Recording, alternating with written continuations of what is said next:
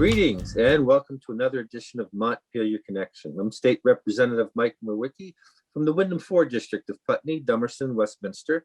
We are about halfway through the 2021 legislative session, and we're doing a check-in today with Representative Sara Coffey. Good morning, Sara. Good morning, Mike. It's great to be with you on this spring day. Yeah, well, thank you for taking the time early in the morning where this is before work, which is sometimes the only time we get to do things like this because it's been pretty busy. How's it been going for you? It's been a great, it's been a big push. Doing this work over Zoom is long days on a screen, but I feel really excited about the work that we're doing. We've managed to push through in our committee both the capital bill, but also a really important committee bill that we've been working on around criminal justice reform and actually addressing sexual misconduct within our correctional system. So, on this week, we've had the crossover deadlines, and now we're kind of seeing the fruits of our labor. So it's an exciting week that we're looking ahead to. That bill that had to do with the abuses in the women's prison. I wonder if you could share a little bit about that and what's being done. Absolutely. I'll be giving the floor report either later today or tomorrow, depending on how things go. So to understand this, the necessity for this bill, we need to go back to December of 2019, when 7 Days published a series of articles around some very disturbing allegations of sexual misconduct in our women's correctional facility, called Chittenden Regional Correctional Facility, CRCF, in South Burlington. On the heels of that, the then Commissioner of Corrections stepped down, and the Secretary of the Agency of Human Services enlisted the help of Downs Racklin Martin, a law firm, to do an independent investigation to look into the allegations. That report was anticipated to come out in April of 2020, but with COVID, it was delayed, and it came out in December of 2020. However, last year in 2020, our committee started to do some digging and took testimony, and we heard from the interim commissioner, James Baker, and DOC staff about a disturbing cultural environment and corrections that they described as a sexualized environment, where there were allegations by not just folks who are incarcerated in our facilities and being supervised in the field, but also from other staff workers. So we also dug into what's called the Prison Rape Elimination Act, and understanding that's a federal law that was passed in 2004 that really is, the intent of that law is to get at and eliminate sexual misconduct in our correctional facilities. So fast forward to January of 2021, we received the 87-page report from Downs Racklin Martin, and it took 3 hours of testimony to hear the findings of that report. And what was encouraging about it was that both the Secretary of the Agency of Human Services and the Commissioner of the Department of Corrections thought that there was no reason that we could not implement every one of their recommendations, but they needed help from the legislature. So what we're looking to do with this bill is to expand the criminalization of sexual relationships between DOC staff and anyone who is under the supervision of the Department of Corrections. We are looking to set up and create an independent commission that we're calling the Corrections Monitoring Commission, which will have the duty of overseeing the commissioner and his or her duties with a lot of this stuff, to create greater transparency and monitoring, making sure that we are in compliance with a lot of the existing policies, improve training of our correctional officers so that they have the tools and better training that they need, that is both gender informed and trauma informed training. The Downs Racklin Martin report found that was missing in many cases and inconsistent. And lastly, setting up a corrections investigations unit that would look into the more serious allegations, but also look into things like we've had deaths in our facilities, looking into contraband, these major incidents that have some interconnectedness. And all of this is really, our committee has been working to make reforms within our correctional systems to really have a system that is fair and equitable and respectful of everyone who works and is in the custody of and care of our in our system. So we really think that this was the commissioner really convinced us and convinced me that the problems were not just small problems, they were systemic problems that needed a systemic solution. So that's what this committee bill intends to do. And being also the co-chair of the Women's Caucus, I feel like this addressing this kind of sexual misconduct is really critical. It's really critical to me and the work, because I feel like when we address this, it makes it better for everyone, the people who work there, and also in our other facilities, because we know that this kind of misconduct happens outside of the women's facility as well. So it's kind of a heavy topic, but an important one. No, it's very important. I think that such abuses of power really have to be addressed, and these kinds of abuses have to stop. And I'm glad that you're taking this seriously and taking some strong actions on this. Yeah. So we look forward to sharing it with the body today. Yeah, and you've been busy in areas outside of your committee too, and I know you've been working with Curtis Reed of the Vermont Partnership to further the cause of BIPOC businesses here in Vermont. I wonder if you could share a little bit of that, the work that Curtis has been working on, and how you've been helping to bring that to the legislature. Absolutely. Well, I've been excited, because a lot of our work this session is focusing on our economic recovery from this pandemic. And back when we had the Corona relief funds, there was $5 million for women in what we called minority-owned businesses or BIPOC businesses.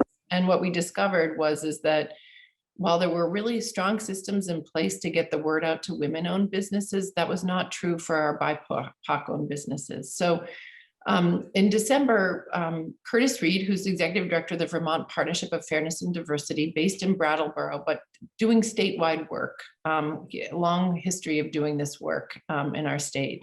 And he did a survey with reaching out to over 400 businesses that identify as BIPOC owned in Vermont, and surveyed them and to understand what was going on and what the needs were. And Curtis shared this report with the delegation and later with the Social Equity Caucus, which we're both a part of. And really, he had some really clear recommendations coming out of that report. And we were able to take a few of them and put them into a bill, which I'm so grateful for your co-sponsorship and partnership on this bill, which was to create a position within the Agency of Commerce and Community Development, specifically for supporting BIPOC-owned businesses. And also the recommendation to put some resources into figuring out how we can support the creation of a professional network, similar to what we think of as a chamber of commerce, but specifically a statewide entity that would be a network for BIPOC-owned businesses. And I'm really thrilled. We brought these, we put them in a bill, and when we put them in a bill, things change. And in this instance, I believe it changed for the good. The House Commerce Committee really dug into this and carried the ball, and they got the folks around the table to figure out how best to do it. What I discovered is that there is federal funding to support this work in states, but Vermont, because it doesn't have a specific office set up to do this work, hasn't been able to tap into some of that funding.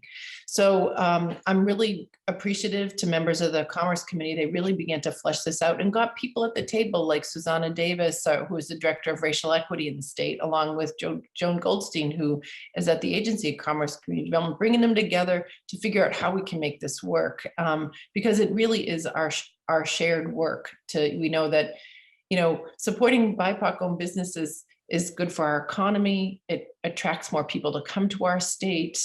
It brings in tourism dollars. There's a huge network of African-American tourism, like folks who want to ski and come along the African-American Heritage Trail that we have in Vermont. So all of this, I feel like, is part of strengthening our state and making it more friendly to people of color and Black, Indigenous folks who come from away or who are already here. So I'm excited that this is part of the larger omnibus bill that is coming out of the House Commerce Committee, which is also included, if I may say a couple of words about included in that bill, is a lot of innovative work connecting our career centers to the needs of our businesses in our state, a lot of innovation, but also the Better Places program, which is a piece of legislation that I, along with other folks,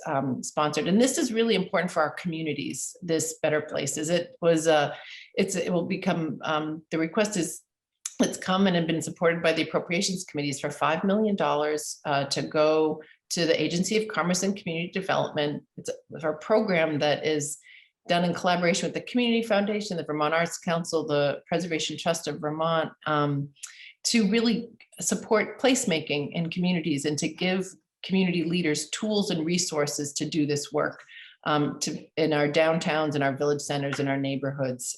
So I'm excited. I think there's a lot of support for it because it's a program that can support rural communities and Vermont's larger communities alike. And I think it's also at the heart of placemaking is really engaging with the community to find creative solutions and transforming spaces into being healthy and vibrant places. So I think there's some really good work that's will be coming to the floor this week, and I'm excited to play a role in it. Well, we need places to be in community. And just to take a step back on helping BIPOC businesses, I've been asked every once in a while, what is it that we need to do and why? And, when we look at systemic racism, certainly it starts 400 years ago, how people brought over against their will from Africa were put enslaved. But even going back to the middle of the last century, when the middle class was really started after World War II, BIPOC peoples were not given the same opportunities, starting with housing, with the practice of redlining, where banks were pretty much told, don't loan money to minorities in these areas. And they were limited to what loans they could get if they could, and where they could. And similarly, business opportunities were not there. And so I think what we're trying to do is both, it makes dollars and it makes sense that we owe a debt of gratitude to the people who helped make this country and literally build it. And I think it helps Vermont too, because it helps the economy in ways that we haven't before and create some diversity. So I think this is a bill that's really going to do a lot of good for Vermont. So thanks for your work on that. It was a lot of fun. It was great to also learn about all the different kinds of businesses across the state. So, one of the things that I've embraced with this work is like not for us without us. It's really important to do this work for BIPOC Vermonters in partnership with them and hearing their voices. Because as well-intentioned as we might be, it's critical to the work. And I think it's becoming really a different way of doing our work. And it's all sorts of opportunity for learning here. Yeah, you bet. And we've had some great leadership in the House with Representative Kevin Christie, Representative Hal Colston. They have been integral parts, and now with the expansion of the Racial Equity Director's Office, that Susanna will have some help to do even more. Because I've also been contacted by businesses who want to know, how can we do a training here? We our employees, the business owners, they want to know better how they can address their own role in making Vermont a more welcoming place and places of business. So I think this is some good work that we're gonna keep pushing on. Absolutely. So your committee has been pretty darn busy this year. Is this exceptionally so, do you think, or do you always keep this busy? And is this getting ready to do more stuff when COVID money comes? Well, yeah, it's been, I think folks are starting to, yes, the answer is yes. We've been busier between normally the rhythm of our committee is that we, as folks may or may not know, in the legislature, the money bills start in the House. And so our committee focuses on the capital budget or the capital bill. And that budget funds a lot of our infrastructure, non-transportation infrastructure. So our courts, our state buildings, our state mental health facilities, clean water funding, our forest parks and recreation, wildlife management areas. It's a really broad bill, and it's really interesting work for that reason to me. So one of the things with the ARPA, which folks may have started to hear about, which is the American Rescue Plan Act, these federal dollars that are coming our way. We have $1 billion coming to the legislature. And in addition to that, there's another additional 113 million that's in the form of infrastructure. So we've had to, in addition to the work that we do on the capital bill, we've had to figure out what to do and how to prioritize those dollars. So that has been exciting because I think we're really holding on to this idea of like what can be transformational. And for us in our state, that we focused on what we called a few buckets, and looking at our human services, which includes our mental health facilities and our correctional facilities. We feel like those were two of our buckets, and others are like our judicial system of reopening our courts, making them safe and also accessible, as well as looking at how we do our work in the legislature, in the legislative complex. Increasingly, there are more people who are engaged in our work in the State House, and we know that our quarters are getting cramped and probably are not all that healthy for us the way that we work. We've discovered with sitting in committee room pressed in with people surrounding us in a very tight room. So it will take 4 to 6 months, they're estimating, to really figure out some of the guidelines on this. It's been exciting to figure out how to best do that work and really to support Vermonters and have this transformation, because I think we're all thinking about how do we build back, not go back to the way things were, but build back better, address some of those gaps that we know exist, and how to strengthen our communities. So as challenging as it is, I think people have been, really leaning in to do that work. And so that, along with this big committee bill, this corrections bill, has been kept us really pushing and pushing hard. And I'm really grateful to my chair and to the committee for like having long hours. This past week, we had days that were 10 and 11 hour long committee meetings on Zoom.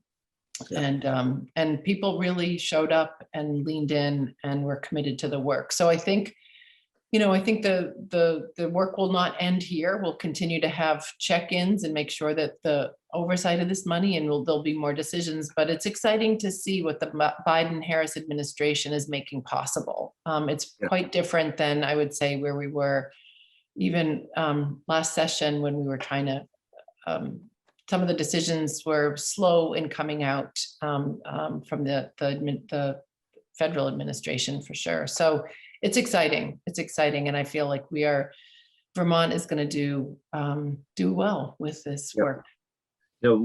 We are looking ahead, and I think that's one of the things that the Biden administration deserves credit for, is that they're making it happen.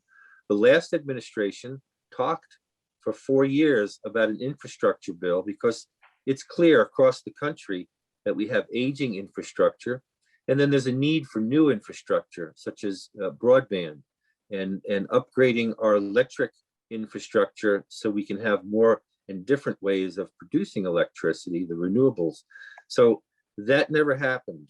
and I give President Biden credit right now for the foresight to keep pushing that this is the future economy. There's a book I recommend. It's called Concrete Economics, and it talks about the history of investments by the government in infrastructure going back to the time of Hamilton, but especially during Eisenhower. And much of what the economy benefits reaped in the second half of the last century was because of the investments that the Eisenhower administration made in infrastructure and businesses such as technology. So I'm glad we're going to be doing that. And thank you and your committee for the leadership you're providing on that. Well, it's great. Thank you. It takes all of us, but we do know your point is well taken. These are jobs, like infrastructure dollars translates into employment and jobs for Vermonters. And I think you started to touch on something really important about broadband infrastructure, which won't be in my committee, but it's very exciting, some legislation that's coming to the floor that will put $150 million into broadband infrastructure, which I know is something that matters to your community and certainly to mine. These rural roads where the connectivity just drops off, infrastructure that hasn't been replaced. And the legislature has worked, and you've been part of this, Mike, to create these communication union districts, which is a democratization of our internet. And so I really am, this is really exciting for rural Vermont and Vermonters. We've seen how people, older folks, kids at school, businesses, professionals, all of us rely so heavily on higher speed. So I think that is going to be transformational for Vermont. Yeah, what people found when they were sent home from work, when the kids were sent home from school, is you can't have 2 or 3 people online with an old DSL hookup. And the model is there. We've watched EC Fiber in Norwich that now serves over 20 towns. They have symmetrical 100 up, 100 down service, and it's way beyond the standard now. But the standard now is going to change. And it's going to keep changing. So we need to build the infrastructure that's going to be able to handle the technology of tomorrow, not just today. And that's fiber. That's fiber with So it's bringing rural Vermont up to 21st century speed. Yep. And unfortunately, the free market did not provide a solution here. The for-profit companies will only go so far, and that's why we have all of these unserved addresses to the last mile. And that's what the CUDs will do. The CUDs will create these nonprofit structures that put the money into the product and into the customers. So it's going to take a little time, but this is a big jump. And again, I think we're going to make some good progress this year. Yeah, it's very much like the rural electrification project. Exactly. The model. And I think we can see the important impact of that. So, Mike, the other thing I was hoping we could just mention is there's some really important work being done on climate action this session. And while some of our colleagues have been really at our Windham County colleagues have been at the heart of this work, and that's Representative Molly Burke from Brattleboro with the Transportation Modernization Act. And I'm just wanted to put in a plug for that because I'm really excited. It shows again how infrastructure dollars can really get at some of the issues that our constituents care about, which is climate change, how we address climate change. We know that our transportation sector in Vermont is one of the largest contributors to our greenhouse gas emissions. And this bill puts money into strengthening and expanding some of our public transportation, infrastructure for electric vehicles, and a lot more. So I'm appreciative that that bill is coming to the floor today, and just really appreciative of that work. I know my constituents really care about this. I'm sure yours do too. And we're seeing how my family, we bought an electric vehicle recently, and the technology is just getting so much better. We can get 120 miles off of a charge, and the vehicles are a lot less expensive. And so incentives for people to get those vehicles, and then also helping lower income Vermonters, like how they can transition to more fuel efficient vehicles, which is really important because this is our shared problem. We don't want to leave anybody behind in this. And it's something our speaker keeps reminding us, that as we move further into this recovery, we want to make sure that we don't leave anybody behind. And the other piece I wanted to mention is that there will be a bill later coming out that will expand home weatherization. That's the other big piece of Vermont's carbon footprint. So we are taking some good actions. And then I also want to put a plug in for the Transportation Climate Initiative. This is a 14-state collaborative effort that will give us resources to create a statewide public transportation plan. And to date, our governor has said he's not sure we should join up with it. And we're going to keep pushing on that, because this is, again, something that's good for today, and especially creating a cleaner future for Vermont. So if anybody wants to find out more about the Transportation Climate Initiative, go to the Georgetown University website. That's where the center is housed right now, and you could find out more information about the Transportation Climate Initiative. Sara, we only have a couple minutes left. Are there things happening in Guilford that you want people to know about? And again, if we want to talk about how people can contact you, we'll get that information out there. Sure. This exciting things happening. Our Conservation Commission is doing really interesting work around what we're calling like community mapping. And I think what that is it's really, what I love about this community is really kind of how they take a creative approach to, placemaking, which is at the heart, but also exciting news about there's some really important African-American history in Guilford, and we're working on a historic marker to mark the story of Abijah and Lucy Prince. And if you don't know about that story, there's a terrific book by Mr. and Mrs. Prince by Gretchen Holbrook-Gerzina, who is a Marlborough College grad and is at the Honors College and at UMass now.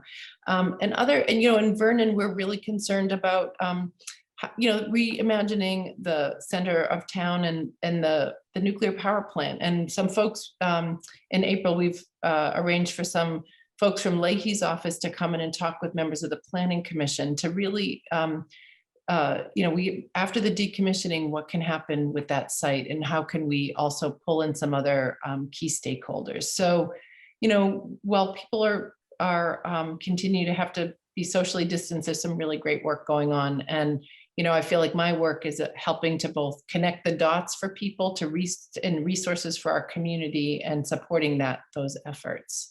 So, and if people want to reach me, email is often the best way. And my legislative email is scoffey, COFFEY, @ledge.state.vt.us, or my home number, which I'm happy to share, which is 802-257-0288. I try to post things on Facebook on my legislative page, and I also have a monthly newsletter. If people want to subscribe to that, I'm happy to add you to my list. So we've covered a lot this morning, and there's a lot ahead, Mike. I just want to thank you for the opportunity, and also for your good work and your committee and Windham County. It's really continues to be an honor to serve with you in the Vermont House. Well, thank you, and likewise, it's been great to have you in the Windham County delegation, which is really, I think, one of the strongest delegations. We're one of the few that actually meets regularly and works together in the way that we do. So it's great to have that working together for all the people of this county.